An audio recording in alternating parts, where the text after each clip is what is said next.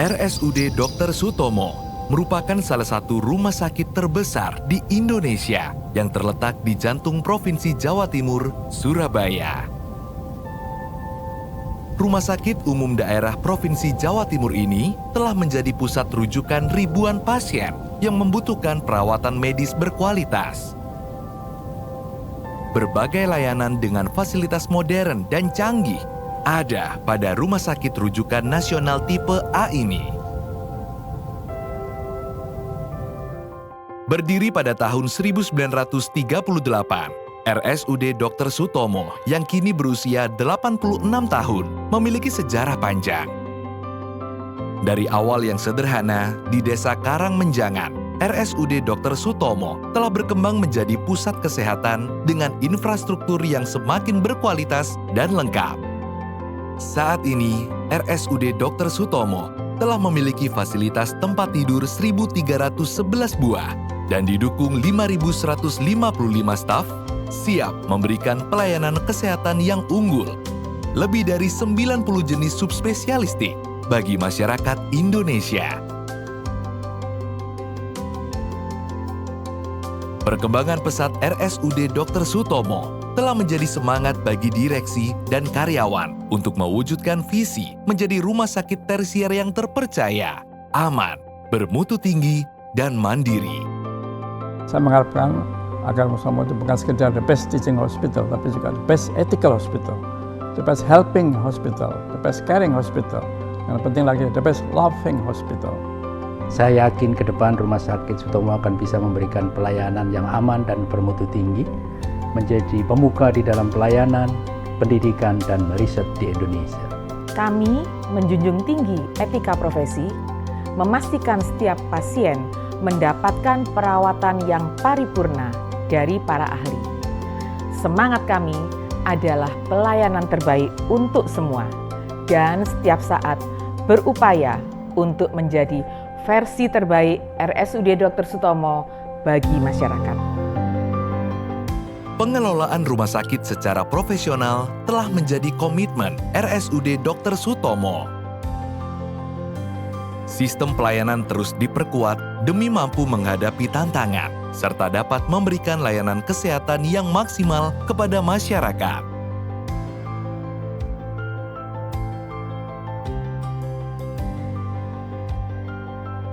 Sebagai rumah sakit pendidikan utama Fakultas Kedokteran Universitas Airlangga, RSUD Dr. Sutomo menjadi wahana pendidikan bagi mahasiswa strata S1 hingga profesi, serta melatih hampir 2.000 tenaga kesehatan dalam program SP1, Fellowship, dan SP2.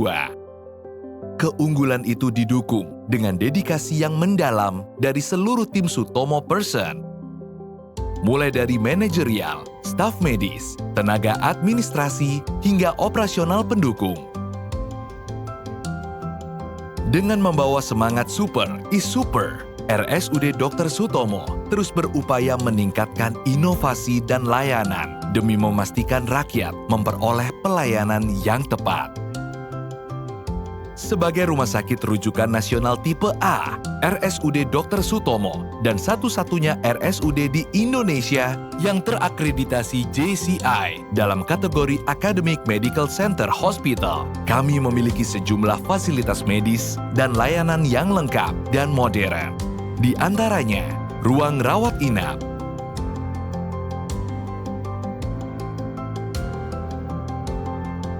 ruang ICU,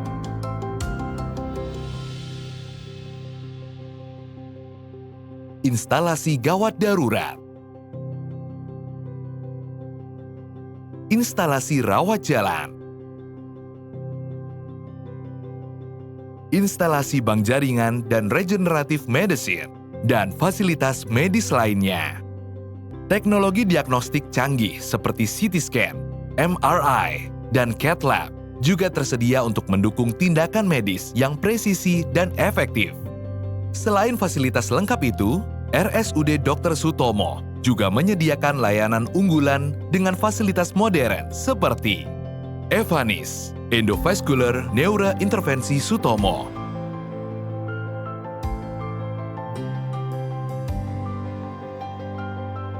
Parkinson's Movement Disorders Clinic.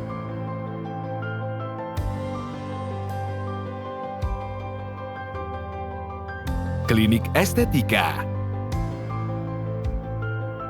dan layanan lainnya.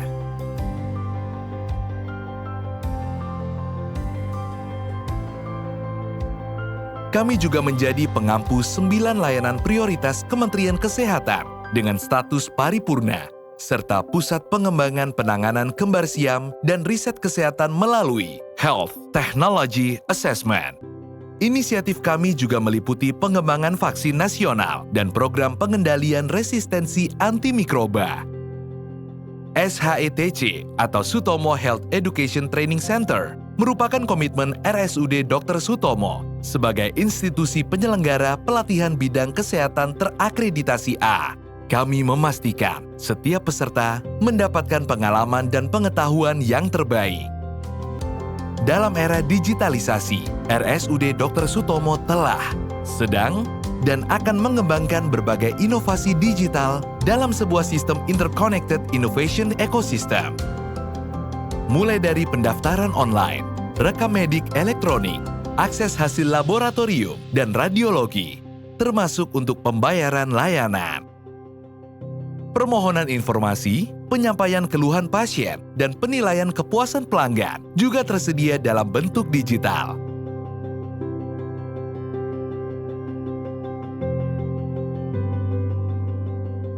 Sistem digital ini meningkatkan efisiensi, transparansi, dan akuntabilitas pelayanan, menjamin kemudahan bagi pasien serta keluarga.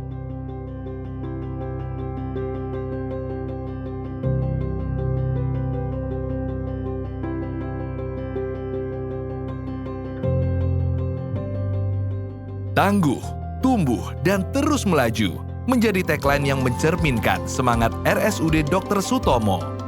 Tangguh, karena RSUD Dr. Sutomo mampu menghadapi tantangan dengan profesionalisme. Tumbuh, karena terus berinovasi dan mengembangkan layanan. Terus melaju, karena RSUD Dr. Sutomo tidak akan berhenti pada pencapaian saat ini, melainkan akan terus maju untuk memberikan pelayanan terbaik bagi masyarakat Indonesia.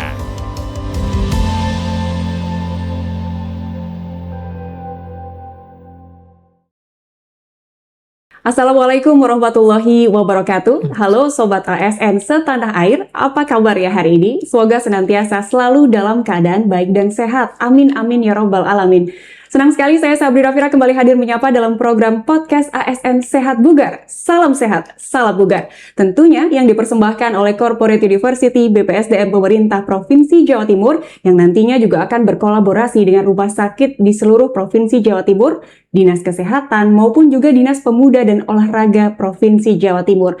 Nah, hari ini BPSDM Pemerintah Provinsi Jawa Timur berkolaborasi dengan Rumah Sakit Umum Daerah Dr. Sutomo Provinsi Jawa Timur.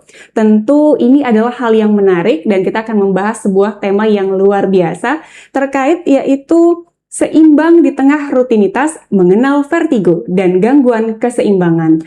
Nah, yang menjadi pertanyaan apakah Sobat ASN setanah air ini pernah merasakan yang namanya pusing keliling? Atau bahkan ketika baru bangun tidur, kepala rasanya seperti baru saja naik wahana ekstrim? Jika pernah merasakan hal tersebut, wajib hukumnya untuk mengikuti dan menyimak tema bahasan kita kali ini. Dan tentu saya tidak sendiri Sobat ASN, saya sudah didampingi oleh narasumber luar biasa yang memiliki kapasitas di bidangnya dan kita akan sapa terlebih dahulu. Selamat datang, selamat bergabung Dr. Muhammad Saiful Ardi, spesialis neuro, subspesialis neurovaskuler, intervensi oftal dan juga neurooto. Assalamualaikum dok. Waalaikumsalam warahmatullahi wabarakatuh. Mbak Kabar Sabrina. baik ya dok? Alhamdulillah baik. Matur nuwun dok sudah berpartisipasi hari ini dan tema kita ini sangat menarik begitu dok, yaitu seimbang di tengah rutinitas, mengenal vertigo dan gangguan keseimbangan. Tentunya saya dan juga Sobat ASN ingin berkenalan terlebih dahulu dok, ingin memahami lebih dalam apa sih sebenarnya vertigo ini? Kemudian apa sih hubungannya kok sampai ke gangguan keseimbangan? Nah mungkin dokter bisa menjelaskan secara medis terkait vertigo itu sendiri dan juga relasinya dengan gangguan keseimbangan. Monggo dok. Ya, baik. Terima kasih Mbak Sabrina ya. Jadi vertigo itu sebetulnya adalah sebuah gejala ya.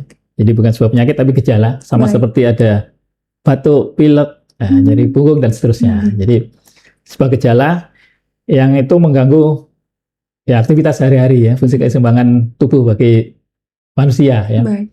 Jadi Mbak Sabrina, kalau kita bayangkan ini tubuh kita ini punya namanya untuk sensor keseimbangan tubuh kita itu ada beberapa macam tempat ya. Di antaranya ada dari mata, kemudian dari telinga, Baik. kemudian di tulang punggung kita, spine itu, dan juga otot-otot untuk posisi tubuh kita.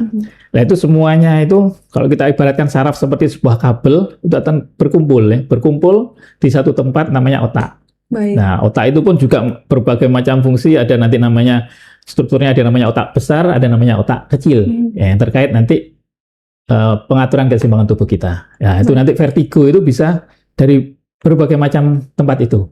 Artinya itulah artinya bahwa memiliki hubungan dengan gangguan keseimbangan itu tadi ya dok ya. Betul, Mbak. Nah dari apa yang dokter sampaikan bahwa vertigo ini bukan penyakit tapi seperti indikasi awal dari sebuah penyakit kronis, demikian ya dok ya? Betul, jadi sebuah gejala ya. Oke, dok. Jadi penyebabnya macam-macam sehingga kalau ada vertigo. Nah vertigo ini sendiri jadi seperti disampaikan tadi Mbak Sabrina menyebutkan pusing 7 keliling. Nah itu juga ada istilah-istilah. Mungkin orang masyarakat itu sudah tahu ada istilah gliyeng, Baik, dok. mumet, teloyoran, kelayangan dan seterusnya ya. Jadi itu memang istilah-istilah awam terkait vertigo. Baik. Ya itu perlu kita bedakan Mbak. Jadi ada vertigo itu bukan nyeri kepala. Oh, Jadi oke, vertigo itu sensasi bergoyang atau berputar Baik. dari lingkungan sekitar atau dari pasiennya. Jadi mereka akan merasa guyik tadi. Ya, nama lainnya juga ada guyik, goyang, gliyeng tadi. Mereka merasa ada yang bergoyang atau tubuhnya merasa goyang. Itu yang disebut dengan Baik, vertigo. artinya vertigo ini berbeda dengan pusing pada umumnya ya dok ya. Lebih ada banyak hal yang kemudian banyak faktor menjadi tanda-tanda yang bisa dikenali sebenarnya seperti apa agar masyarakat juga bisa memahami itu dok. Kadang kan mereka bingung membedakan antara pusing pada umumnya maupun vertigo yang kemudian menjadi bahasan penting kita hari ini dok. Ya betul Mbak. Jadi nanti akan kita bahas. Misalnya vertigo ini paling banyak juga pasiennya bisa datang ke UGD ya. Oke dok. Karena keluhan gangguan keseimbangan sangat tidak nyaman ya. Jadi Betul, pasien bisa sampai jatuh, ya. Apalagi kalau menjamkan patah waktu serangan vertigo itu bisa semua terasa bergoyang. Ya, kadang ada yang disertai dengan pendengaran yang menurun. Oh baik dok. Ya, bahkan sampai ada yang mual muntah dan nanti ada beberapa vertigo yang memang kita harus waspadai. Istilahnya kita nyebutnya dengan red flag ya. Jadi ada vertigo-vertigo yang penyebabnya memang bahaya gitu ya. Ya. Sebenarnya untuk pemicunya sendiri itu apa sih dok?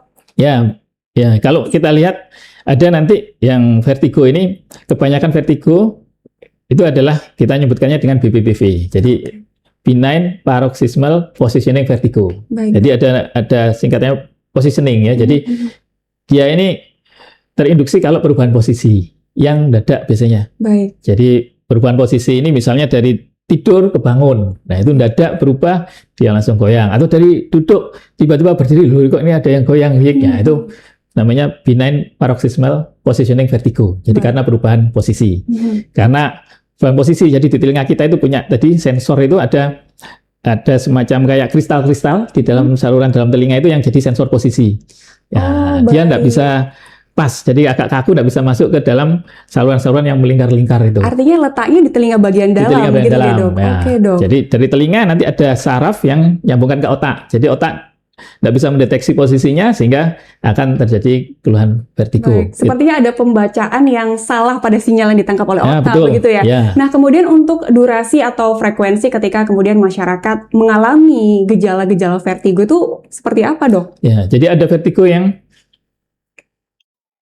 singkat, ada yang terus-menerus. Ya, kalau yang tadi positioning itu mungkin dia hanya sebentar, saat berubah posisi keluar vertigonya, goyang, mungkin dipakai tiduran, pakai rebahan, atau nanti biasanya kita latih ya, posisi tertentu mana yang biar pasiennya bisa terjadi vertigo, sehingga nanti terapinya pun ya kita latih, miringkan posisi dan seterusnya. Baik. Itu yang singkat. Tetapi yang berbahaya adalah tadi ya, vertigonya yang terjadi karena gangguan di otak. Otak kan kita bayangkan PLN itu gardu induknya, tadi ketemu semua saraf-sarafnya di situ. Nah itu yang berbahaya tadi, yang red flag-nya tadi, bendera merah itu yang harus kita waspadai. Nah, sejauh ini dok, kalau vertigo itu sendiri menyasar usia pasien tuh rata-rata seperti apa sih dok? Apakah memang untuk usia lanjut usia atau kemudian generasi muda ini juga bisa terkena vertigo begitu dok? Ya betul ya. Jadi kebanyakan memang pada usia tua, lansia, karena memang ya bentuk tulang dan leher semuanya kan lewat dari leher menuju ke otak itu bentuk tulangnya sudah berbeda. Demikian juga pembuluh darah dan seterusnya, kemudian otot dan lain-lainnya mudah kaku, Mbak. Tapi memang ya beberapa menyebutkan vertigo ini bisa mulai pada semua usia, dan memang yang banyak itu juga pada usia sekitar 40-50 tahun itu sudah mulai keluar. Nah itu kita harus waspadai. Lagi itu kan usia-usia produktif ya untuk sobat ASN itu ya. Jadi kita harus waspadai. Apakah kemudian pola hidup juga bisa berpengaruh dok terkait vertigo? Apalagi ya dok kalau sobat ASN ini kan banyak duduk untuk mengerjakan pelayanan begitu ya, atau bahkan administrasi yang banyak di depan layar. Itu apakah juga nantinya bisa berpengaruh terhadap memperparah begitu kondisi vertigo yang juga nantinya keseimbangan seperti apa dok? Ya betul ya. Jadi ada nanti namanya kita nyebutkannya cervicogenic vertigo. Jadi cervical itu tulang-tulang di daerah leher ya. Jadi di situ kan ada saraf pembuluh darah sebelum masuk ke otak, masuk di dalam lubang-lubang di sekitar leher. Itu kalau kita pekerjaan kita mungkin ada yang menjadi sekretaris atau yang di depan komputer, itu kan biasanya posisi agak nunduk ya. Iya betul. Nah, itu aliran darah sarafnya semua juga otot-otot yang megang ini juga kaku sehingga ini bisa ototnya sampai tegang ke sini. Ya itu kalau berubah posisi dada kadang kan ketarik satu sisi. Ya itu kadang ada keluhan vertigo juga. Itu yang kita kenal dengan cervicogenic vertigo. Nah, kemudian karena terkait ini sehingga nanti mungkin sobat ASN juga perlu modifikasi ya. Lingkungan kerjanya, komputernya, posisi nunduknya, mungkin dinaikkan komputernya biar tidak terlalu nunduk, atau sekian jam exercise-nya yang kita sarankan juga semacam peregangan seperti orang mau senam itu. Oh baik, nah ini ketika kemudian ada, berarti perlu masih rawat inap nggak sih dok ketika ada gejala vertigo sejauh yang kemudian dokter tangani sampai dengan hari ini begitu dok? Ya, sebetulnya kalau yang ringan mungkin nggak perlu sampai rawat inap, kadang kita perlu observasi. Yang kita khawatirkan itu kan kalau tadi ternyata vertigonya yang kita sebut dengan sentral yang di otak, bisa terjadi penyumbatan, itu namanya stroke. Atau bisa juga karena tumor, benjolan di otak kecil, itu tumor, itu kita perlu observasi. Kalau yang tadi misalnya karena telinga atau karena ini yang kok pasiennya tidak sampai dehidrasi, mungkin sampai mual muntah yang butuh pemberian cairan, ya mungkin kita istilahnya kita rehidrasi dulu sama pemberian obat-obatan. Artinya vertigo ini gejalanya tidak hanya pusing berputar, tapi juga ada disertai mual muntah seperti yang dokter sampaikan ya. Nah, ketika sobat ASN kemudian merasakan gejala-gejala tersebut, kemudian abai begitu dok ya, ada kekhawatiran, aduh kalau ke dokter nanti seperti apa. Nah sebenarnya untuk metode diagnosis medisnya sendiri ketika kemudian ada pasien dengan gejala vertigo datang, itu seperti apa sih dok? Ya betul ya. Jadi yang perlu sobat ASN waspadai itu, kita biasanya pakai istilah 5D. Kalau ada 5D ini vertigo yang berbahaya, yang perlu harus segera ke rumah sakit. Misalnya, ini memang ada bahasa medisnya ya. 5D itu D-nya diplopi. Jadi diplopi itu terkait mata. Jadi kok melihat double, kadang nggak bisa ngelirik satu mata. Jadi disuruh ngelirik ini, orang lain sudah lihat, ini kok nggak bisa ngelirik satu mata. Itu waspada, harus segera ke rumah sakit. Kemudian dysarthria. Dysarthria itu pelu. Jadi orang vertigo, kok ada pelunya, kok ngomong agak cadel ya, pelu itu cadel. Nah itu waspada, harus segera dibawa ke rumah sakit, jangan-jangan itu stroke. Jadi ada varian stroke ya. Kemudian ada namanya disfagia. Disfagia itu gangguan menelan. Ada vertigo terus kok nggak bisa nelan, tersedak. Nah itu harus dibawa ke rumah sakit. Kemudian dizziness-nya yang severe. Jadi vertigonya ini kok berat sekali ya. Kalau yang tadi misalnya yang BPPV tadi positioning itu biasanya pusing. Kalau sampai berat dia mungkin sampai mual muntah. Tapi setelah itu biasanya membaik. Nah, tapi kalau dia sampai kok terus-terusan mual muntah dan seterusnya, harus bawa ke rumah sakit karena severe dizzy tadi, nah nyamannya itu severe, mengganggu aktivitas, dan kita cari nanti penyebabnya. Yang kelima adalah dysmetria. Ini memang istilah kedokteran dari namanya metria. Dysmetria itu tidak bisa memperkirakan jarak. Itu adalah gangguan di cerebellum atau otak kecil yang mengatur pusat keseimbangan. Jadi kita tes gampangnya biasanya suruh ini nunjuk hidung, telinga, ini pasiennya tidak bisa biasanya. Nunjuk ini tidak bisa. Atau tes untuk cerebellum yang lain, misalnya suruh bolak-balik tangan. Ini pasien yang terganggu di cerebellum ini ini akan sulit. Untuk Ya. terapinya sendiri dok, ketika kemudian mereka mengalami itu di rumah atau bahkan ada di kondisi pergi ke salon, kemudian ada kan dok, misalkan dicuci tiba-tiba kepalanya sudah langsung, nah itu penanganan pertamanya seperti apa sih dok? Harusnya apakah boleh langsung dipijat atau ada gerakan-gerakan yang kemudian harus bisa kemudian dipahami oleh masyarakat yang mengalami vertigo begitu dok? Ya betul Mbak. Jadi kadang didapatkan pada pasien-pasien posisi yang terlalu namanya berekstensi ya, terlalu gini langsung ditarik ya, itu biasanya masih ada keliengan itu ya, vertigonya keluar. Jadi yang diharapkan tenang dulu, kemudian sebisa mungkin buka mata. Beberapa nutup mata itu malah kita bayangkan seperti kita masuk ke ruangan yang gelap ini kan kita malah meraba-raba. Iya, Tapi kalau betul. buka paling tidak mata ini akan mencoba menggabungkan bayangan tadi supaya tidak double. Nah itu jadi buka mata. Kalau bisa kita cari satu titik yang diam atau paling mudah ini pakai tangan ini kita lihat biar gabung. Terus pakai latihan kalau sudah enak pakai coba ngelirik di tes kanan kiri. Kalau memang leher agak kaku dihindari pijat di daerah leher. Terutama depan. Ada yang memang dipijat di sini itu malah disarankan nggak dilakukan karena pembuluh darah yang ke otak itu lewat sini sama di belakang. Apalagi yang sampai dipijat. Nah itu Itu dia, ya, nah, itu selangnya pembuluh darah ke otak itu lewat sini itu bisa kepelintir gitu. Baik. Ya, jadi Ini pentingnya edukasi ya, dari dokter juga ya. Jadi istirahat saja, pakai tiduran, pakai santai dulu, ya relax dulu. Kita coba gabungkan bayangan, lihat titik yang enggak bergerak. Jadi jangan sampai ngelihat bandulan gitu ya. Ada bandul itu dia malah pusing. Jadi lihat satu titik, jangan lihat kipas angin nanti malah kelihatan muter gitu ya. Jadi kita fokus saja. Ini kalau sudah ya mungkin pakai lirik-lirik ini. Saya juga sempat membaca ada beberapa artikel yang mengatakan bahwa ketika vertigo itu sudah menimpa seseorang, kemudian matanya tuh bisa berputar secara ini. Nah itu seperti apa dok? Betul, Mbak. Jadi itu namanya nistagmus. Jadi gerakan dari mata ini. Jadi pasien yang kita suruh ngelirik ini bisa ada koreksi ini. Itu bisa terjadi pada vertigo yang misalnya pada gangguan di telinga. Itu ada fase koreksi. Jadi mata kita akan mengoreksi. Ya itu. Tapi yang bahaya adalah bila tadi gerakan itunya namanya nistagmus yang rotator, muter. Ini kita lihat, Pak, Bu ngelirik ke atas satu ini muter. Itu biasanya di otak atau kita sebut tadi vertigo sentral. Baik. Di daerah cerebrum dan seterusnya itu biasanya muter. Ya, kalau ada seperti itu langsung bawa. Tapi kalau ngelihat satu sisi mungkin ada gangguan telinga dan seterusnya sehingga memang ya ini ya Mbak Sabrina. Jadi vertigo ini penanganannya tim. Jadi bukan hanya dokter saraf, kami dokter saraf, tapi kita kadang nanti bekerjasama dengan teman-teman sejawat yang lain. Kalau ada gangguan di telinga, dokter THT, mata mungkin dengan teman-teman dari spesialis mata dan juga nanti terkait spesialis. Karena itu saling berkesinambungan posisinya ya. dok. Karena yang menjadi pertanyaan juga selanjutnya adalah ketika kemudian ada terapi-terapi yang dokter sampaikan. Nah seperti apa sih dok terapinya? Yang kemudian saya sempat baca juga ada seperti manuver Epley dan Foster. Nah itu untuk apa dan bagaimana sih dok terapinya dok? Betul Mbak Sabrina. Jadi itu terapi yang digunakan pada vertigo yang perifer tadi, contohnya yang BPPV, yang positioning tadi ya. Jadi pasiennya disuruh tidur, nanti kita miring-miringkan, suruh miring kanan kiri, mana yang paling mudah, banyak nanti ada play tadi dan juga nanti ada teknik-teknik yang lain. Ada yang suruh duduk seperti ini, dijatuhkan, ditunggu, lihat lagi, dijatuhkan lagi kanan kiri, ada macam-macam. Ada yang disuruh nunduk dan seterusnya. Ada yang exercise tadi, mata disuruh namanya Koltorneikoksi itu disuruh ngelirik tadi, ditahan sebentar kanan kiri, atas bawah, lehernya juga diregangkan pelan-pelan, baru nanti suruh lempar-lempar bola. Jadi tekniknya banyak. Nanti biasanya dokter akan memeriksa mana yang paling nyaman buat pasien. Sebenarnya kalau untuk vertigo sendiri tuh bisa sembuh total kah dok atau hanya terbatas di terkontrol saja begitu? Ya, memang ada beberapa yang kumat, terutama pada waktu-waktu tertentu ya. Oke dok. Misalnya karena vertigonya cervicogenik, ya memang karena pekerjaannya dia kelelahan, terus lupa nunduk lama, itu biasanya otot ini tegang, kadang vertigonya akan kumat. Kadang pada kondisi-kondisi tertentu, stres, itu juga memperparah untuk vertigonya. Perubahan posisi yang mendadak tadi, juga kadang perubahan musim. Ya, saluran telinga sama ini buntu, flu, apa ini tidak seimbang. Gangguan di telinga jadi juga bisa mempengaruhi terjadi vertigo. Kira-kira tips yang bisa dokter sampaikan agar sobat ASN ini bisa terhindar dari vertigo dok seperti apa dok? Ya, jadi tentunya kita harus jaga kesehatan, ya.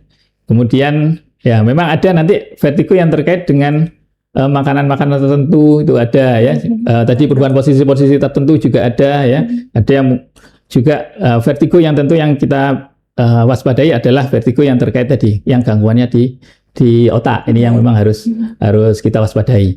Ya, jadi yang penting adalah bila ada serangan vertigo, tetap tenang, dipakai istirahat. Kalau bisa tidur, pakai tiduran dulu. Baik. Sampai kita tunggu reda, sampai agak tenang. Mungkin ada posisi tertentu. Kadang ada yang miring ke kanan lebih enak, miring ke kiri lebih enak. Sudah diikuti saja posisinya itu sambil nanti tunggu agak reda. Atau bisa juga nanti dengan obat-obatan. Tapi kalau tidak membaik sampai ganggu sampai mual muntah, ya itu memang harus dibawa ke rumah sakit. Jangan sampai kalau muntah-muntah terus berlanjut sama tadi 5D tadi ya, gangguan disartria, pelu dan seterusnya tadi itu yang memang kita perlu waspada sebagai bendera merah yang harus dibawa ke rumah sakit. Baik, artinya Sobat ASN harus bisa membedakan mana gejala yang ringan hanya terbatas di pusing saja atau bahkan vertigo yang butuh untuk segera penanganan ke dokter begitu. Betul, ya. ya. Nah, untuk gangguan keseimbangannya sendiri kan berhubungan karena tadi posisinya yang ada di sebelah sini juga dok, Betul, ada ya. juga telinga bagian dalam. Nah, kemudian menjadi pertanyaan tadi juga dokter sempat mengatakan bahwa ketika ada pasien vertigo kemudian ada terapi dalam jangka waktu dekat untuk pemindahan posisi, repositioning begitu ya dok ya. Apa yang sebenarnya kemudian diusahakan? Karena yang sempat saya baca di beberapa literatur begitu ada sebuah kristal yang ada di telinga bagian Betul, dalam begitu ya ya. dok ya. Nah, ini mungkin bisa dipaparkan juga dok ke Sobat ASN dok. Ya, itu tadi tujuannya. Jadi kristalnya itu masuk di dalam saluran telinga, jadi ada lengkung-lengkungan, jadi dia direposisi. Jadi makanya kayak seperti kopiok tadi ya, diposisikan betul. mana tergantung posisi mana telinganya. Jadi kayak diputer, taruh di bawah, adaptasi biar dia balik lagi ke jalurnya. Baik. Ada yang dijatuhkan gini aja, nanti biar dia balik. Duduk ini, diluruskan lagi, duduk sini, terus diluruskan lagi dengan posisi mata yang terbuka. Jadi memang reposisi itu tadi, kristal-kristalnya itu yang BPPV.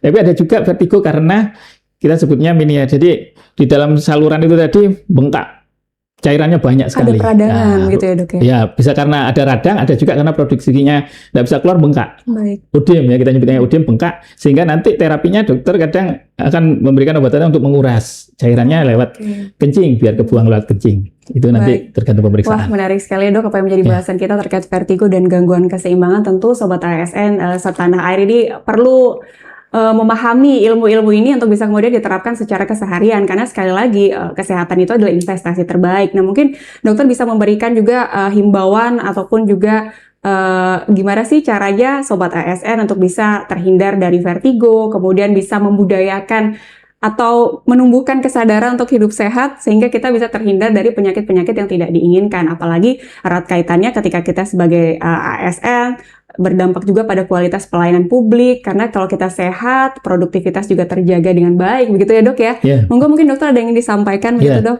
Jadi cara sehat ya tetap pola hidup tetap dijaga ya Mbak Sabrina ya. Jadi olahraga ya. Olahraganya ada peregangannya. Ya, apalagi yang terkait tadi pekerjaan-pekerjaan yang menggunakan leher, terlalu lama melihat ke atas atau terlalu lama nunduk ke bawah juga atau satu posisi tertentu kan kadang ada yang mengetik miring terus komputernya di sana terus agak miring, yaitu peregangan sebelum melakukan olahraga dan bukan gerakan yang menghentak, jadi seperti benar-benar seperti peregangan, jadi 1, 2 dihitung pelan-pelan biar ini adaptasi dulu tubuhnya untuk aktivitas selanjutnya. Baik, saya juga sempat membaca dok ketika kemudian penanganan vertigo kalau ada Sobat ASN yang kemudian berkunjung ke rumah sakit umum daerah Dr. Sutomo Provinsi Jawa Timur ini seperti apa sih dok yang kemudian bisa menjadi edukasi tersendiri bagi Sobat ASN? Di sini ada penanganan vertigo seperti yang tadi dokter sampaikan, ada reposisi kanalit, kemudian ada obat, ada terapi rehabilitasi vestibular begitu dok. Mungkin bisa disampaikan dok, ada juga latihan kekuatan dan juga operasi terakhir itu untuk level yang kemungkinan sudah sangat parah begitu ya dok ya? Ya, jadi yang penting adalah dokter bisa mendiagnosis apa penyebabnya vertigo, Mbak. Jadi kalau di Sutomo ini lengkap yang kita sampaikan tadi kan kalau itu suatu tumor atau suatu stroke misalnya gangguan penyumbatan misalnya pada area yang memberikan ke otak kecil cerebellum. Nah, itu biasanya bisa diagnosis di sini pemeriksaannya ada CT scan kepala, di sini juga ada CT angiografi. Jadi CT angiografi atau MRI atau MR angiografi. Jadi selang pembuluh darahnya itu bisa kelihatan, bisa nampak. Ya selain kita lihat ada sumbatan di ininya bisa nampak pembuluh darahnya atau baru nanti kalau perlu yang lebih canggih lagi ada DSA. Baik dok. Pemeriksaan yang lebih detail lagi. Ya baru nanti apa penyebabnya bisa ketahuan. Kalau ada tumor, nanti ada tim yang akan menangani untuk penanganan penyebabnya. Kalau misalnya stroke, ada tim nanti tim vaskuler, tim stroke, ada tim coach stroke. Jadi kalau ada stroke terkait keluhan vertigo nanti ada tim yang langsung kita merapat bersama-sama nangani ininya. Baik, Pak Nuwun, dokter, atas insight yang luar biasa terkait tema kita hari ini, yaitu seimbang di tengah rutinitas, mengenal vertigo dan gangguan keseimbangan.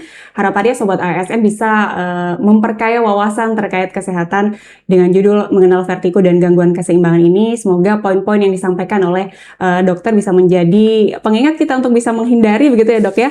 Izin dok, saya ingin berpantun terlebih dahulu dok. Jalan-jalan ke kota Surabaya, pulangnya bawa oleh-oleh cerita. Jaga kesehatan di tengah kerja, biar hidup tetap seimbang dan bahagia. Tentunya matur nuwun sekali lagi kepada Dr. Saiful Ardi yang sudah banyak memberikan ilmu. Daging sekali dok dalam pertemuan kita hari ini dengan tema vertigo dan gangguan keseimbangan, sehingga Sobat ASN bisa membedakan ya mana yang pusing biasa atau bahkan sudah masuk ke tahap vertigo berat. Nah ini mana yang harus segera ditangani langsung ke dokter begitu ya, agar penanganannya bisa ideal dan tepat sasaran. Sehingga tidak terasa dok, kita sudah berada di akhir acara. Matur nuwun sekali lagi dokter, sama-sama. sehat dan sukses selalu. Sekali lagi untuk Sobat ASN setanah air, jangan abai terhadap sinyal-sinyal yang sudah tubuh berikan, karena kesehatan adalah pondasi utama untuk menjaga produktivitas tentunya. Tidak terasa, kita sudah berada di akhir acara. Sukses dan sehat selalu untuk Dr. Saiful Ardi, dan juga saya sampaikan terima kasih kepada BPSDM Pemerintah Provinsi Jawa Timur yang sudah menginisiasi ASN Sehat Bugar dan berkolaborasi dengan Rumah Sakit Dr. Sutomo Provinsi Jawa Timur hari ini. Dan nantikan juga untuk Sobat ASN kolaborasi-kolaborasi menarik lainnya dari BPSDM Pemerintah Provinsi Jawa Timur bersama dengan rumah sakit di seluruh Provinsi Jawa Timur maupun Dinas Kesehatan maupun juga Dinas Pemuda dan Olahraga, tentunya dengan tema-tema yang informatif dan edukatif pastinya. Saya Sabrina Fira, mewakili seluruh kru bertugas undur diri. Terima kasih atas perhatiannya. Sampai jumpa di kesempatan selanjutnya. Wallahul muwafiq ila aqwamit thoriq. Wassalamualaikum warahmatullahi wabarakatuh.